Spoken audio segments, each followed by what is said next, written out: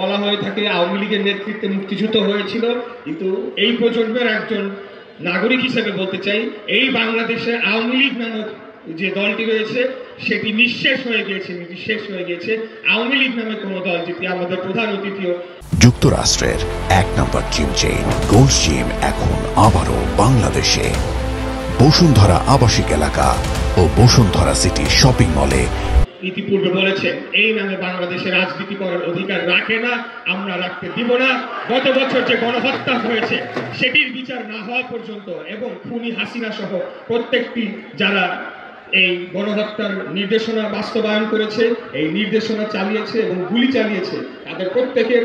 সর্বোচ্চ বিচার এবং তাদের যে শাস্তি সেটি কার্যকর না হওয়া পর্যন্ত বাংলাদেশে আওয়ামী লীগ যদি কোথাও আবারও মাথাচাড়া দিয়ে উঠতে চায়, আমি আমাদের মুক্তিযোদ্ধা প্রজন্মের দলের ভাইদেরকে বলবো, আপনারা অতন্দ্র প্রহরীর মতো বাংলাদেশকে রক্ষার জন্য এই পতিত ফ্যাসিবাদের বিরুদ্ধে আপনারা লড়ে যাবেন। ইনশাল্লাহ আমিও আপনাদের পাশে থাকবো। যেই রাজনৈতিক দল ৭১ চায় নাই, যারা বাংলাদেশ চায় নাই, তারাও কিন্তু